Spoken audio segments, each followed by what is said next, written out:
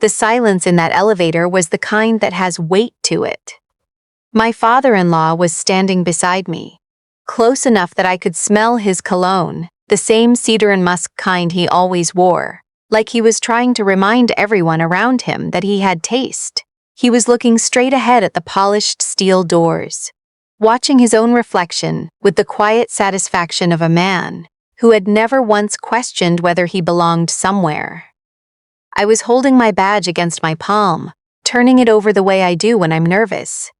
Old habit. You really don't have to come up, he said, not looking at me, just talking to the doors. I know these environments can be a lot for someone not used to them. I didn't say anything. The elevator opened on the 14th floor of the Concordia Tower. And the first thing you see when those doors part is the view. Floor-to-ceiling glass overlooking the St. Lawrence, the old port below, looking like a photograph someone framed on purpose. The second thing you see is the reception desk, and behind it, a woman named Diane who has worked there for 11 years and knows every single person who walks through that door. "Dr. Whitmore," she said, standing up. "We weren't expecting you until, oh, and you've brought a guest." My father-in-law turned to look at me then. Really look at me because Diane hadn't been talking to him. I should back up. My name is Catherine. Most people call me Kit. I'm 31 years old, and I am a hospitalist physician at the Montreal General. Which sounds impressive until you've worked a 72-hour stretch over a long weekend in January, and you're eating cold poutine at 2 in the morning, in a break room that smells like antiseptic, and someone's forgotten lunch. Then it sounds like a life choice you make peace with slowly, over time. I grew up in Moncton, New Brunswick. My parents are both teachers. My mother taught French immersion for 30 years. My father still teaches high school history, and probably will, until someone physically removes him from the building. We weren't wealthy. We were comfortable in the way that maritime families are comfortable. The house was paid for. We always had enough. Nobody talked about money at the dinner table because there wasn't much to talk about. I got a full scholarship to McGill for undergrad, then medicine, then residency. I didn't sleep much between the ages of 22 and 28, but I came out the other side a doctor, which still feels surreal to say out loud even now. I met my husband at a colleague's dinner party 4 years ago. He's an architect.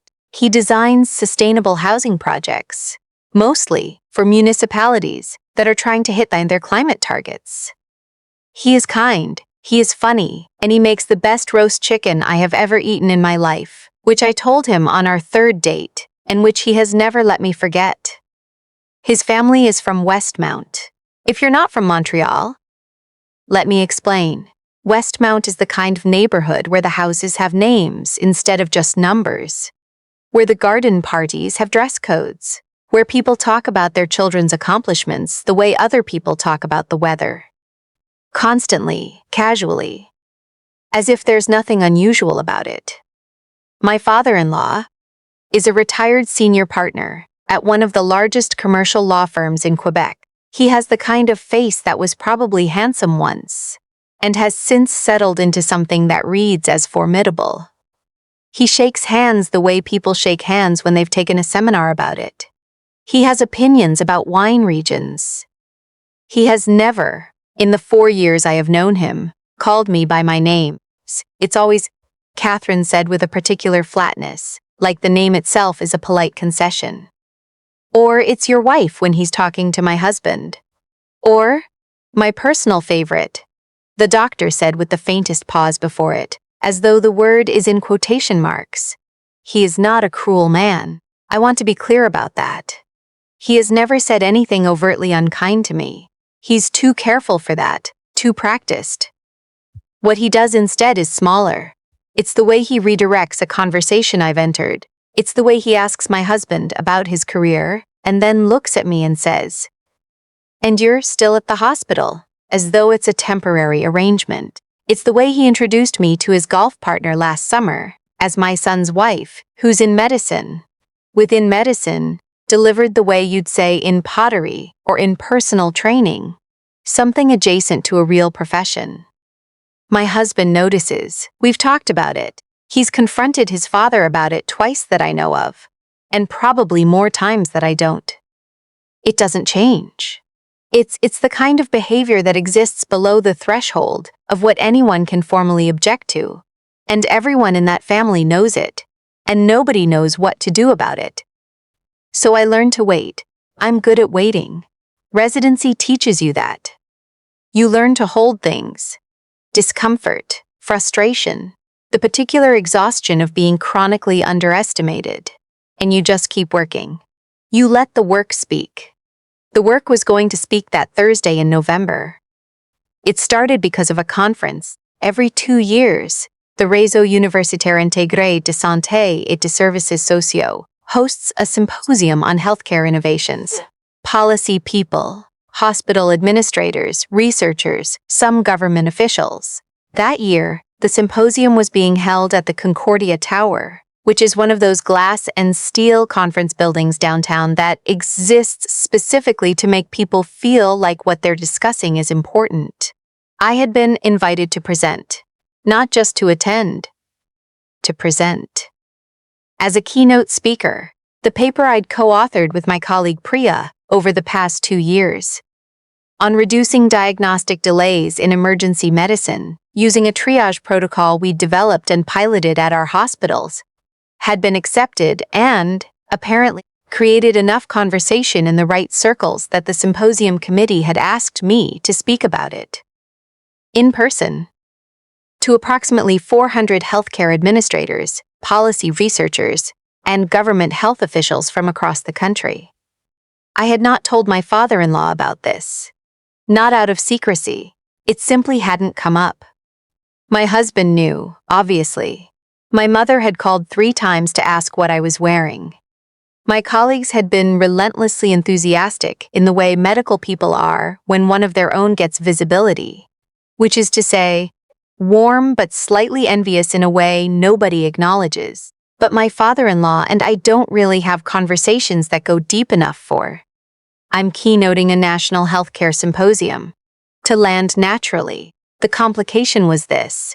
The symposium was on a Thursday, and my father-in-law had scheduled what he called a professional lunch at a restaurant near the Concordia Tower on the same day.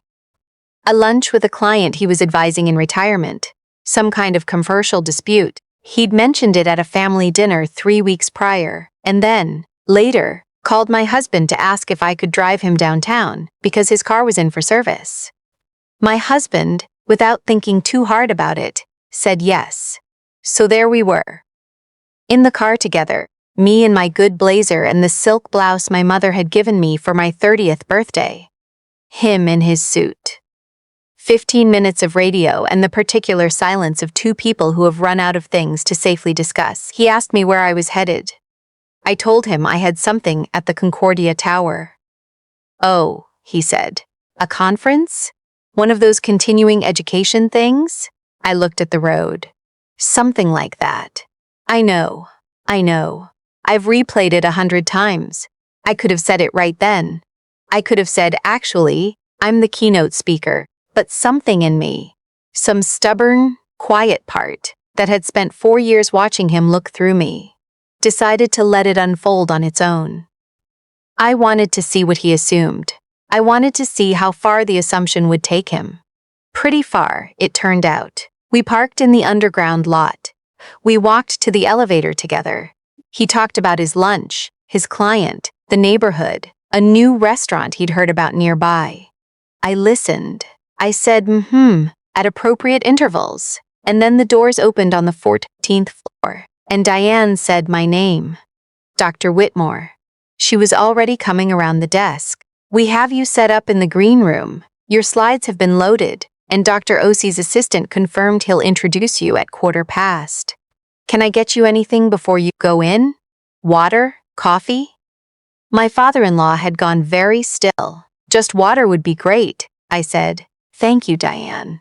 She handed me a lanyard with my badge. White background, my name, my credentials, the words keynote speaker, in a font that wasn't trying to be modest. I put it on. He stared at it, I didn't realize, he said. His voice was different. Something had left it. It's a healthcare innovation symposium, I said. We've been presenting research on emergency triage. My colleague Priya and we developed a protocol over the past 2 years. They asked me to give the keynote. There's a word in French, dépaysement. That means the disorientation of being in an unfamiliar environment. The feeling of being a stranger to a place and to yourself in it. I don't know if that's what he felt, but I know what his face did. It did the thing faces do when the map you've been using turns out to be wrong. I didn't know, he said again. I know you didn't. A woman from the event team appeared at my elbow, young, efficient, carrying a clipboard. Dr. Whitmore, the deputy minister, just arrived. She's asking if you have 5 minutes before the session. Of course, I said. And then I turned to my father-in-law. Your restaurant is just 2 blocks east on St. Catherine. Enjoy your lunch. He nodded. He was still looking at the lanyard. I walked toward the conference hall, and I did not look back. I've thought a lot about what I wanted from that moment. I didn't want an apology. Not right then. Anyway. Apologies delivered under the pressure of an embarrassing revelation aren't really apologies. They're just reflexes. What I wanted, I think, was for him to see me, to see the actual version of me, not the one he'd been carrying around in his head. The one who was a nice enough girl, pleasant enough, reasonably educated, who happened to have married into the family and should probably be grateful for it. The keynote went well. I know that sounds understated, but I want to be honest. I was nervous in the way I'm always nervous before something matters, and then I got to the podium. And I thought about the protocol, about the specific patients our triage changes had helped, about the resident who'd told me 6 months ago that our new intake system had caught something in her patient that the old one would have missed. And the nerves went somewhere else, replaced by something that felt more like focus. I spoke for 40 minutes. There were questions after. Good ones. The deputy minister asked about implementation in rural hospitals, which is a gap in our research, and I said so. Which I think surprised people. A researcher from UBC flagged a potential confound in our data model that I'd actually already flagged in the paper, and we had a brief, energizing argument about methodology that made the room laugh once. Afterward, people came to shake my hand, department heads, researchers, a provincial health commissioner. Priya had watched from the audience and was waiting for me near the back, with this expression that I will carry with me for a long time. Proud in the way a colleague can be proud when you've both built something together and one of you gets to stand up and represent it. I didn't see my father-in-law again that day. He called my husband that evening. My husband told me about it later, sitting across from me at the kitchen table with his coffee going cold. His father had called to ask about the symposium, about my research, about how long I'd been working on it. My husband said he'd answered each question, and that his father had gotten quiet in the way he gets quiet when he's thinking something through. He asked why you hadn't mentioned it, my husband said. I wrapped my hands around my mug. What did you tell him? I told him. I thought you'd been telling him about your work for 4 years and maybe he hadn't been listening. I love that man. I don't want to make my father-in-law a villain because the truth is more uncomfortable than that. He's a product of something. I've thought about this carefully. He grew up in a time and a class where certain things were just assumed, where the women in a family occupied specific roles, and where competence in those roles was appreciated, but not exactly elevated, where your wife is in medicine was just a biographical detail, not a statement about a person's life work. He didn't build this worldview from malice. He built it from repetition, from the models around him, from a world that mostly confirmed it. That doesn't make it fine, but it makes it human. And understanding it as human means I don't have to carry it as a personal verdict on my worth. I stopped doing that about 2 years into knowing him, actually. It took some work. It took a lot of conversations with my mother, who has a very clear-eyed way of saying, "That's his limitation, not yours," that always manages to land the right way. The harder thing to sit with is this. I spent 4 years waiting for something to shift. Waiting patiently, the way I'd learned to wait. Waiting for him to see me without being forced to. He never did on his own, and that Thursday in November, I think I was done waiting. Christmas came 6 weeks later, the family dinner at his house in Westmount. Long table, good wine, his wife's apple tart that is genuinely one of the best things I've ever eaten. The usual assembly of relatives, a brother-in-law who works in finance and is actually quite funny when he stops trying to be impressive, 2 cousins from Ottawa. A grandmother in her 80s who has been calling me the doctor since the day she met me, but in a way that sounds like an honor. My father-in-law poured my wine before I asked. It was a small thing. He always pours his own children's wine first. He'd never poured mine without being asked. I noticed it. I didn't say anything. Later, after dinner, when people had moved to the living room, he came and stood beside me near the fireplace. He was holding his glass. He looked at the fire. "The protocol you presented," he said. "How long will the implementation pilot run?" I looked at him. "We're planning 18 months. Then we'll evaluate outcomes and submit to the provincial health authority with a recommendation." He nodded slowly. "And if it gets adopted?" "If it gets adopted broadly," I said, "the modeling suggests we could reduce diagnostic delay by about 22% in emergency intakes across the province. Which translates to, in practical terms, catching things earlier. Treating things before they become catastrophic. Some of that is lives." He was quiet for a moment. "That's significant work," he said. Not "I didn't realize." Not "I'm sorry I never asked." Just, "That's significant work." Said like he meant it. Said like he was meeting something he'd been walking past for 4 years and was finally bothering to look at it. "Yes," I said, "it is." We stood there a minute longer, watching the fire. I thought about my mother, on the phone 2 days before Christmas, asking me how things were with the family. I'd told her things were fine. She'd said, "And with him?"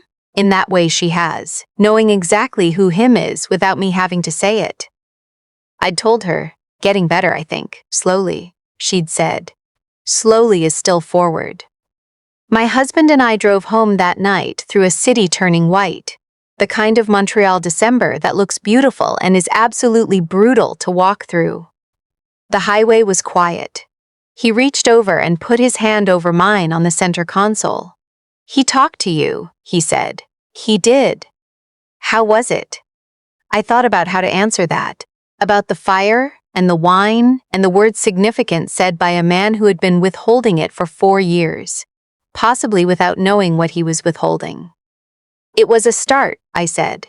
My husband squeezed my hand. The snow was falling steadily now, covering the city in the slow, patient way it does every winter, like it has nowhere else to be, and all the time it needs. "I have a follow-up presentation in the spring. The Provincial Health Commissioner's office has asked for a meeting with me in Priya to discuss the implementation framework for rural hospitals. The gap the UBC researcher flagged has become its own thread of investigation, which Priya is leading, and which I will probably be pulled into by February. There is, it turns out, a lot of work still ahead. I don't mind that. I've always been good at the long game. I turned up the heat in the car and watched the city go white, and thought about all the things that take longer than they should. And all the reasons that's okay. And how sometimes the most important moments aren't the dramatic ones. The scanner going off, the badge on the lanyard, the room falling quiet. Sometimes the most important moment is just a man standing by a fire, finally paying attention. That was enough for me. For now.